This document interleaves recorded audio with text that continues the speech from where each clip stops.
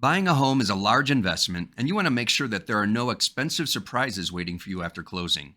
For instance, is a foundation in stable condition? Have there been water issues in the home in the past? Have the furnace and air conditioner been serviced regularly? What's their age? Are they working properly? Is the sewer line intact? These are some of the things that you're going to want to know during the inspection period so that you can make the best decision moving forward as to whether or not you want to purchase this home. So stay tuned as we get into some important details about home inspections and why you want to get one.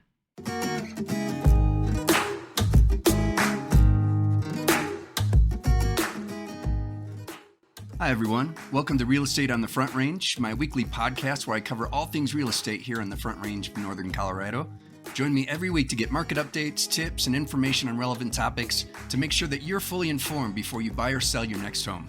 This is Gilliam, your host, and I look forward to you joining me on Spotify, Google, Apple, or whatever your favorite podcast app is for the latest episodes.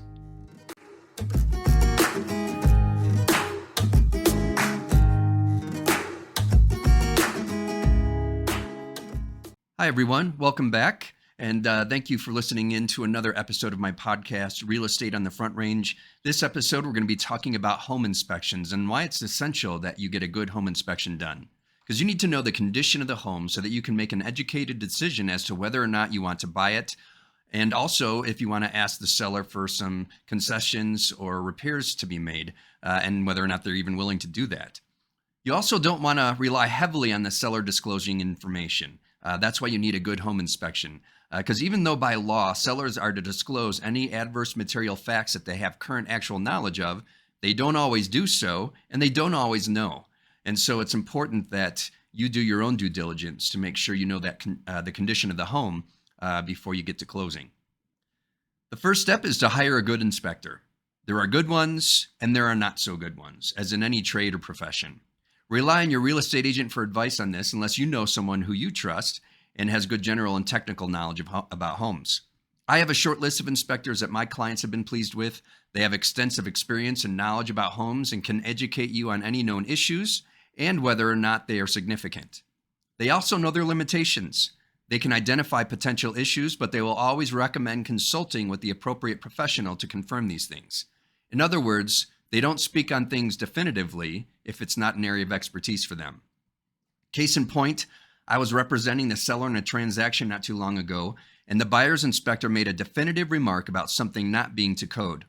They even indicated that the consequences of this item not being brought to code could cause significant danger, and they gave the specific remedy for the situation. Understandably, you can imagine the buyer's concern.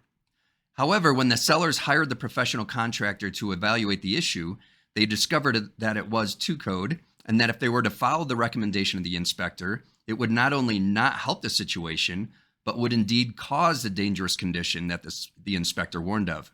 To save the deal, I had to do a lot of back and forth and have the buyers call the professional contractor to explain the situation and put their minds at ease. The deal made it to closing, but it caused a lot of stress and extra work because an inspector spoke out of turn. Now let's consider what you should get inspected in addition to the standard home inspection. I recommend getting a sewer scope and a radon test. A sewer scope is essential whether the house is connected to a city sewer system or a septic system. You want to make sure that the line from the house to the sewer system is intact and not likely in need of any repairs. If repairs are needed, they can be costly, so you want to know this up front. Sometimes sellers are willing to give you a credit, or sometimes they're even willing to make the necessary repairs. I've seen it in both situations. Or if they're not willing to make any repairs, you need to make the decision as to whether or not you want to move forward with this property and take on those costs to yourself after closing. For radon testing, this is important as radon gas has been linked to lung cancer. Because of this, you as a buyer want to know the level of radon that is being emitted in your home. The EPA recommends mitigation at levels above 4.0 picocuries per liter. In Colorado, it's common to request radon mitigation as part of an inspection objection. However, radon is not just an issue in Colorado. If you've lived in other states, you may have never heard of radon. However, it's everywhere in the world. In Colorado, it is something that many people are aware of, so it is often tested and addressed during the inspection period. If you choose to get another test completed, such as lead testing for homes built prior to 1978 or for mold, it's important that there is enough time for those tests to be completed and the results to be evaluated or obtained prior to the inspection termination or inspection objection deadlines, so that you're able to choose to move forward and or ask for mitigation. Now let's talk about your rights for the inspection period per the Colorado Real Estate Commission approved contract. In Section 10 of the contract, it states it specifically, starting in 10.3. I'll read it to you. It says, unless otherwise provided in this contract, buyer acting in good faith has the right to have inspections by one or more third parties, personally or both, of the property, leased items, and inclusions at buyer's expense. At the physical condition of the property, including but not limited to the roof, walls, structural integrity of the property, the electrical, plumbing, HVAC, and other mechanical systems of the property, the physical condition of the inclusions and leased items, service to the property, including utilities and communication systems or services, systems and components of the property, for example, heating and plumbing, any proposed or existing transportation project, road, street, or highway, or any other activity, odor, or noise, whether on or off the property, and its effect or expected effect on the property or its occupants is unsatisfactory, in buyer's sole subjective discretion, the buyer has several options. The first option is they can terminate. So on or before the inspection termination deadline, notify the seller in writing that this contract is terminated due to any unsatisfactory condition, provided the buyer did not previously deliver an inspection objection. Buyer's right to terminate under this provision expires upon delivery of an inspection objection to seller pursuant to Section 2 or 10.3.2. So you can terminate if you find any condition of the home in your sole subjective discretion. You can terminate and just notify the seller in a timely fashion, and you'll get your earnest money back. The other option you have is to submit an inspection objection. On or before the inspection objection deadline, deliver to seller a written description of any unsatisfactory condition that buyer requires seller to correct. And they can respond, as we'll see about here in the inspection resolution. They can make the repairs, or they can give you money in lieu of those repairs, whatever the case may be. But I'll go ahead and read this paragraph regarding inspection resolution. If an inspection objection is received by seller on or before inspection objection deadline, and if buyer and seller have not agreed in writing to a settlement thereof on or before the inspection resolution deadline, this contract will terminate on inspection resolution deadline unless seller receives buyer's written withdrawal of the inspection objection before such termination.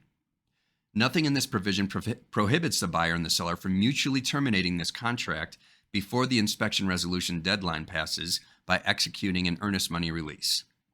So there it's stated, if you do a home inspection and you find some issues with the home that are just completely unsatisfactory and you don't want to buy the house no matter what, you can terminate. As long as you do so by the inspection termination deadline, you should get your earnest money back. Or if you really love the house, you want to move forward with it, but there's a few things you'd like the seller to address. Maybe it needs a radon mitigation system, or maybe the sewer line is slightly compromised and you want some compensation or repairs for that. There's plenty of other things, anything that you object to that you can present to the seller by that inspection objection deadline. And they have the option to do nothing. They can choose to do some of the repairs, correct some of the items, but not all of them. Or they can say, hey, we don't have time. Contractors are busy, what have you. We're just going to give you money to cover the cost of doing those things yourself after closing. And there's various variations of that in between.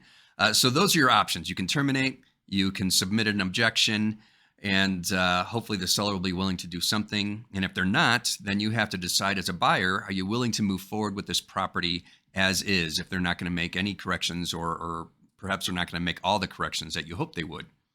Now, as the contract reads, if the buyer and seller don't come to an agreement in writing by the end of day or the timeline for the inspection resolution deadline, then the contract automatically terminates. And you as the buyer will get your earnest money back, and all the parties will move on. They can revive the contract if they want to, if that was done by accident or they've changed their mind.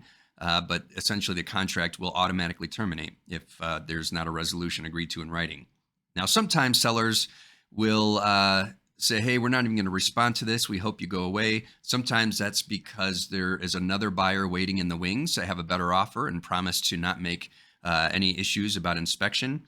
And so they might be waiting for that deadline to go by so that the contract will automatically terminate, and then they can move on with the other buyer.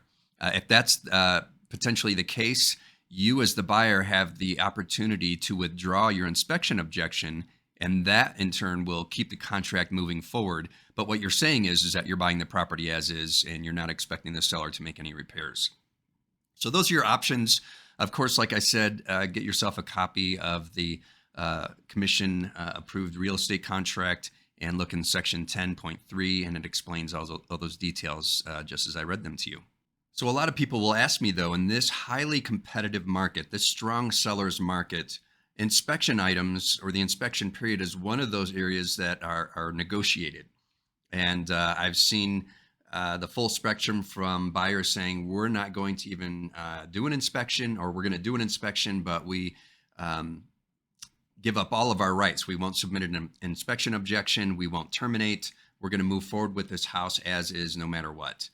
I don't recommend that unless you've just got a lot of money and you know for sure that this house is in good shape and you're willing to address any issues after closing. Other options are to do health and safety issues only as an additional provision in the offer that you submit to a seller. And that's basically saying, all right, we're going to do an inspection. We're not going to ask for any repairs unless it's a major health or safety issue. So it could be related to radon, could be related to the foundation, those kinds of things. It's a little bit subjective, and so that can become a problem when it comes to negotiating an inspection objection. But that is one of the options that people use. I've also seen added to that, we're only going to do health and safety issues, or we won't bring an inspection objection at all, but we still reserve the right to terminate. I would hold on to that clause in section 10.3.1 of the contract, because you want to be, as a buyer, if you're saying we're going to buy the house as is, unless we find something seriously wrong with the house, you want to have your right to terminate so that you can do so and get your earnest money back. So when I advise buyers on writing offers, I make sure that they hold on to that right to terminate. If they want to limit their inspection, so be it, or if they just want to state we're not going to object to anything, that's fine, but at least retain your right to terminate, just in case you do the inspection and there's something seriously wrong with the house that you definitely don't want to move forward with it. So that's what I would say. That's what I advise my clients. But yeah, it's a very highly competitive market out there, and I've seen people do all sorts of risky things, like I said, completely removing all their rights for the inspection items in the contract. And like I said, I don't suggest that that's a good idea. So that is the end of this episode. If you have any questions, feel free to get in touch with me personally. It's a very important and essential thing that you do get a home inspection done so that you know what you're buying. You got to kick the tires and see where this house is at, because sometimes things are there that you can't see just from walking through doing a showing. And sometimes there's things there that a qualified professional like a home inspector will look for and find for you so that you can see exactly what the condition of the home is and make, like I said, an educated decision as to whether or not you want to move forward with purchasing the property. So again, if you have questions, feel free to get in touch and stay tuned, because I'll have some more podcasts coming your way. Take care.